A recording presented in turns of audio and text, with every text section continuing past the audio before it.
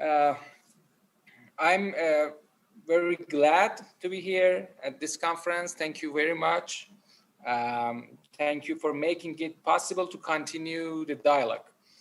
I believe at the present we need dialogue more than ever before. I will start with the story of one of our projects, how it began and how we brought it forward. 5 years ago, 5 years had passed since we had founded our architectural studio, and during this time, we had just built one small villa on the slopes of the suburbs of Tehran. We employed the contradiction between public and private realm in the Iranian society. We shifted the large trusses on the slope and placed mobile wooden curtains on the edge of the trusses in order to create a spectrum of closure and openness, lights and darkness in the project. After that, a new client came to us. He wanted to build his dream house on a 12-meter wide plot in a side alley in Tehran. His firm imported industrial machines. He also wanted to show off the house to his clients. It is important to mention that because of the increasing price of land, everyone wants to rebuild on their land. These kind of small investments had led our city filling up with 4 or 5-story buildings whose owners like to sell with the highly decorative sheds. This client also gave us similar decorative suggestion. We have agreed, and after that we had agreed to send him concept. Like our previous project, we started with the question of public and private life in Tehran, in Iran, observing the architectural precedents that were introvert and protected people's private life. And at the same time, we consider those precedents which emphasize the semi-open spaces on the edge of the buildings. And we wondered, oh, sorry, I don't know, it moved very fast.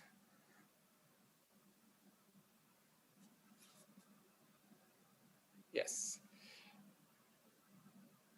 We wondered whether it was possible to have them both using thick, rotating, habitable walls. In this way, we would have both a large void in the center and trusses that would be activated by the position of the boxes. How can a 2D facade turn into 3D? And how can the boundary in between inside and outside become an active agent for architecture on the urban edge? The observing eye of the building can look into the street and can also protect itself from the gaze of strangers whenever it wishes. The relationship between interior and exterior changed by means of the central voids and the truss that comes and goes. I told this story because for a while I have been thinking of a triangle that has come into being in the current situation in Iran due to relationship between income from oil and the young population of Iran, and also the country's relative isolation. We find ourselves in a very particular condition. There are many issues like contradictory lifestyles, environmental problems, and economic crisis, but also many potentials such as Iran's large educated youth or our cultural heritage. However, although these matters exist under three big otherness, to quote the Lacan. The market's great hunger to fill up the urban density and to get rid of the urban empty spaces, the government that apart from looking at the architecture as a tool of propaganda has imposed an official lifestyle that is keeps insisting in, this creates a deep divide between public and the private and the West. For us, the West has always have two faces, an intellectual one and a dominant one. With its orientalistic gaze, the West has constructed its own vision to our history and our condition. We receive our commissions from market and the state, but we want the West's approval. I believe that these three big otherness are so dominant in Iran that every architect must take a position in regard to them. Is there a border in between the architect and each of these? How can we negotiate with them? And to what extent does the architect follow them? To what extent does he or she change their direction? And to what extent does he or she resist them? How we can enter the market from the cracks and change its directions. A partially built building was assigned to us from a structural, a spatial, and formal point of view. It tended toward a neoclassical cliche. Is it possible to operate a surgery on it? Is it possible to connect a small central void to the facade so that the space of the outside can enter the building and bring the wall of the facade inside so that it hides the columns? And is it possible to bring to life a tension in the center of the building so that when it reaches to the edge, everything is more calm? The project is like a tensioned cube. The central wall creates a relationship between the interior and the garden. At the same time, it clarifies the various scenarios of the interior. Is it possible to place two entirely different lifestyles next to one another in a way that does not grant either ideological superiority? Can ideological differences become a raw material for architecture in such a way that when two confining plots of lands are designed for two different generations, they can become a single complex despite their own original views? Sorry. When an inverse spatial organization that they are separated and interconnected at the same time that satisfies the needs of the both. These two types and their corresponding lifestyles need a different plan organization. Contrary to the cellularity an exact separation of the space on the left. On the right, we have a fluid circulation and with blurred spatial boundaries and a flexible program. Short walls,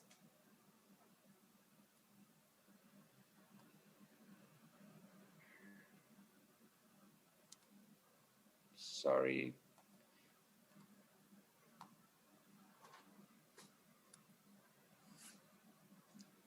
Short walls under the box follow the free section strategy to make a homogeneous space and connect to the garden. In other words, if in the right, our suspended core organizes the spaces, on the left, the massive brick whole is organizing by its courtyards.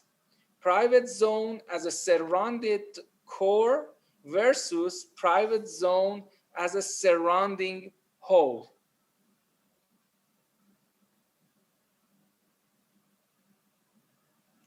In the public realm, we are engaged to such an extent in conflicting lifestyles that we have to ask how may it be possible to place the two next to each other.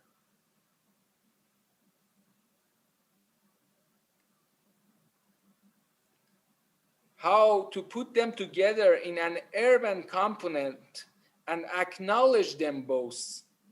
How can the project be an extension of the neighboring part for public use, and at the same time, how can we create semi-private and semi-closed spaces for artists and the underground music bands in order to protect them? How these spaces connect and bleed to each other with a vortex-like staircase.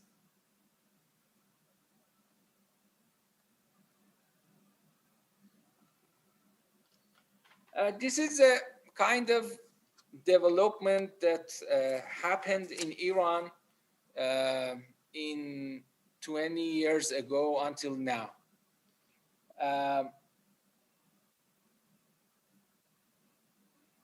Unlike this kind of developing social housing in Iran, making so much trouble like other the world, lack of the cultural and infrastructural and public spaces made these structural merely a place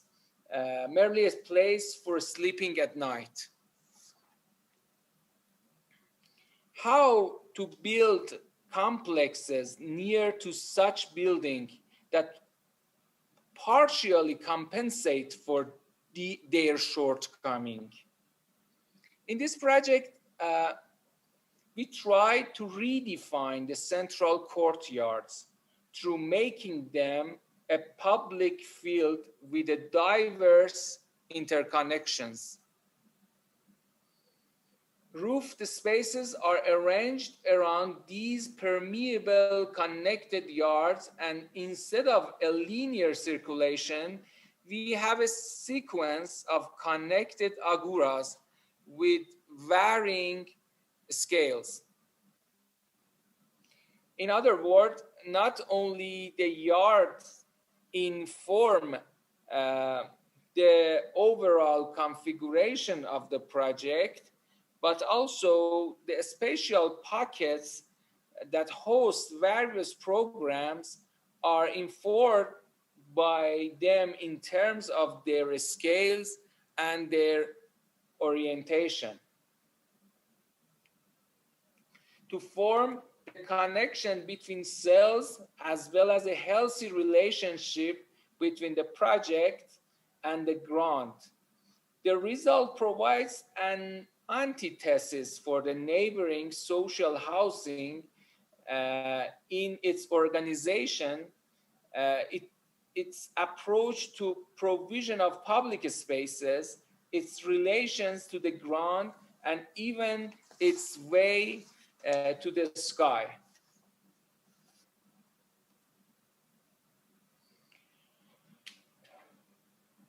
To the sky and ground, like the expression that we called Iranian cities. We name Iranian cities as a thick ground. Thick ground means how we articulate the shape of the horizontal line to make it habitable. And in their case, in very small project in central Iran, experiment it with the structure, how a dome structure can make a dialogue with the contemporary architecture. If these vaulted structures can support the load of the flat roof, and if they are static, how can be covered with old materials, and what spaces do they create for us? And the end, three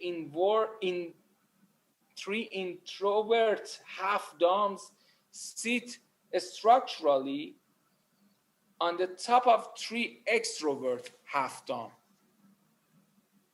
By placing private spaces on the upper level and the public spaces on the lower level, we try to integrate it, form, structure, and program. The public spaces flow in and in between the domes, and each area finds its own character.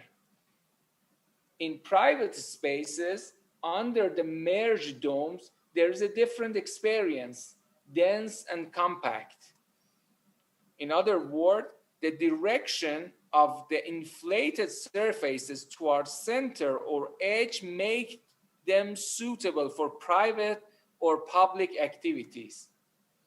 These surface inflations make an internal geography, and each point in the space, depending on the distance, its distance and the kind of relationship to the domes, get different spatial values. This project for us was a searching about these meaning. What is public and what is private in a structure of Iranian family? What is contemporary and what is old? And what is strange and what is familiar?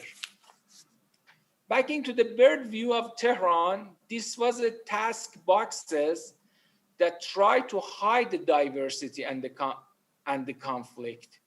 The buildings, from being a place to live, soon turned to a commodity for small investors. An unlimited desire for occupying the land reduced the free and public spaces.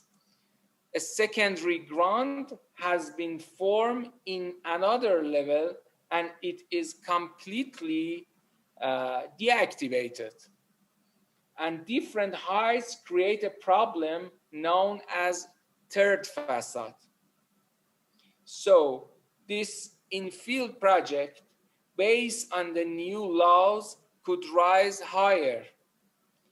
We tried to design the building with the same style as neighboring buildings up to their height. Above that, with courts in the height, it's kind of flourished.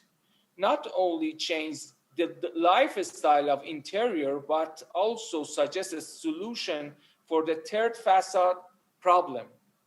Trusses were a tool to us to play with boundaries.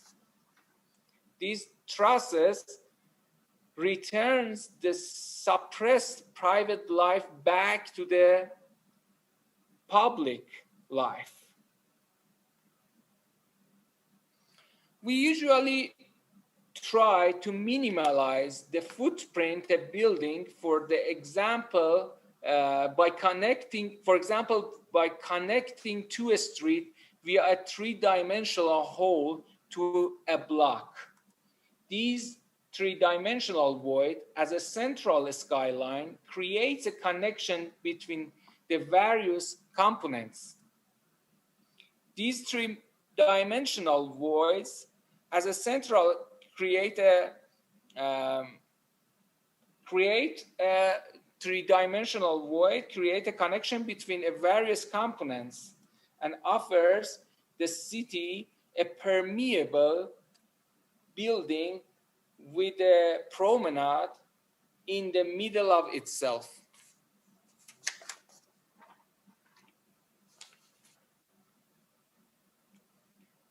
I want to end my discussion with a small urban project.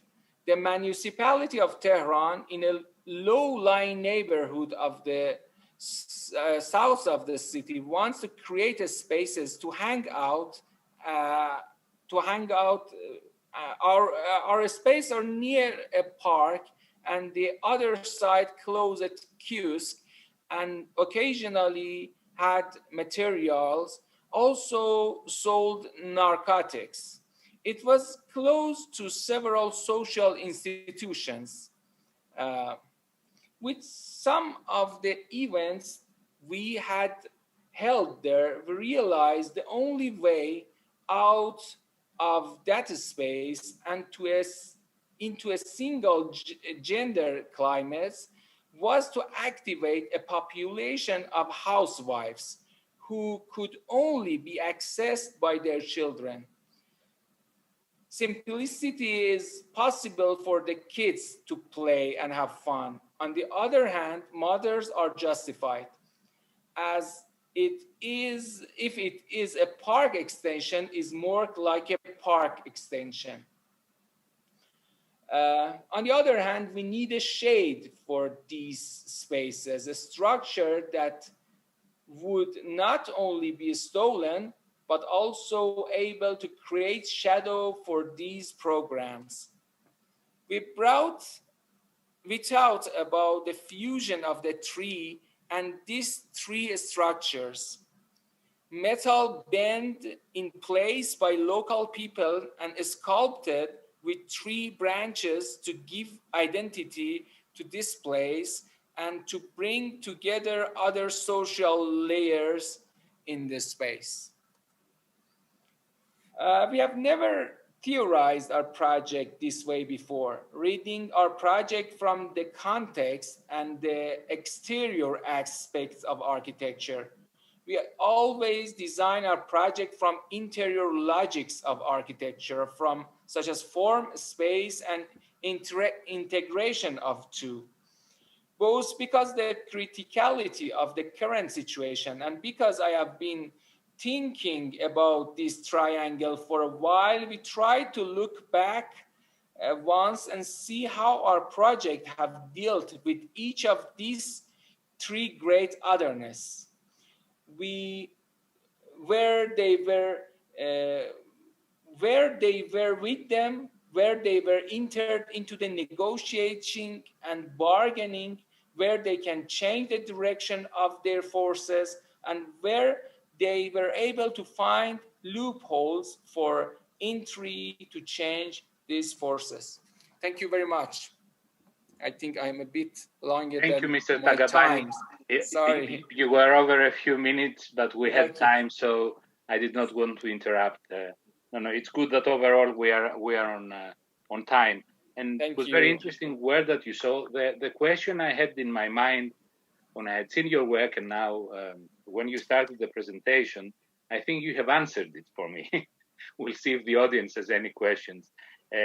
I always found, looking at your work, this element of rationalism, I don't know if I'm wrong in using this word, and an element of expressionism and more organic form, and how it was tamed and contained. It was allowed to speak freely, but also to contain it. And so I was wondering how you arrived at this distinctive union. What was your vision?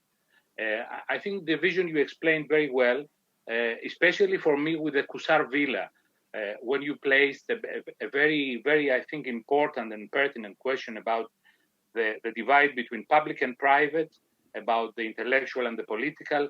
And I think that you posed an open-ended, a very legitimate question. It was like a built manifesto of your idea, how two different ideologies can be combined without ascribing superiority to one of them. Being separated and interconnected at the same time. I think that is essential to all architecture. So what is left of my question, I don't want to make a speech, is I would like to know what are your influences or motivations for these projects to arrive so early at such a mature and distinctive style and approach. Thank you very much. I hope this is be true. But I think we are in a very unique position in the contemporary era of Iran, because everything we are seeing here is contradictional, and we kind of if you know the history of Iran, the year that I was born was the revolution of Iran. So we kind of a generation of a chaotic area. Every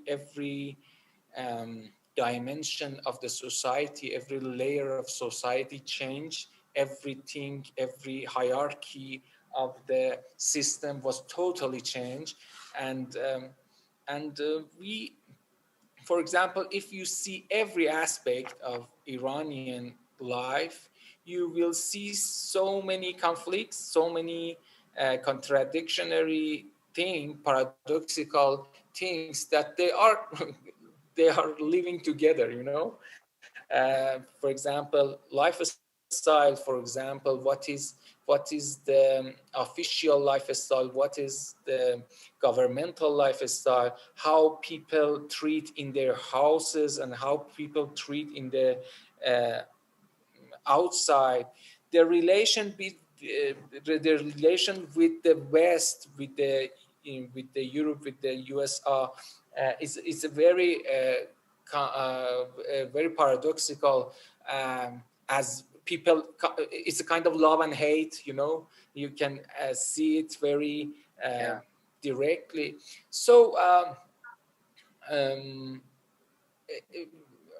in that position, I always like to kind of integrate these investigations of the reality into our projects. I want our projects be, as a matter of fact, at the first, can see the subject, see the issue, very like an investigator, and after that, kind of make it visible for everybody, and make it a drive for designing, make it a fuel for designing, and after that, kind of like a chemist, you integrate with the form, with the structure, and make a unique thing that is integration of the outside of the architecture, like society, like the contradictional lifestyle, like the economy, and other thing, and with the internal aspect like form, structure, geometry, and in those projects that we could handle this, I think those are good projects. In some of projects, we could not make them integrated, you know. Integrate, yeah. Thank you. No, as you speak, you know, a lot of images come to mind, especially when we look at the project. Everybody relates to what we know. So I'm not going to mention any names that come to mind. It's mainly Western architects, but also from the East. But the more you talk about, I think that the pertinent question that you posed is an urgent question for all of us. And because of the political and the social change that we mentioned, it becomes more acute for you and more difficult, but also more interesting that you need to address honestly the question rather than cover it over and take one side so that one side is more influential or better than the other. And I think what joins the presentation today, we'll find in the end, I have this thought now after Alexis' lecture and Leonidas' lecture and your lecture and the ones that will follow also with the Greek architects and with Nouvel, with Monjanel and Herzberger, is that the issues of private and public and of different lifestyles in our time, which have the global and the local dimension, are becoming important for all of us. And this is where I think that share and sharing becomes very important. So we hope we have, because time is up now, we have a good debate at the end with the presence of Hermann Herzberger. And thank you very much again. Thank you. Thank you very much. Thank you for listening. Thank you for having me. Bye-bye.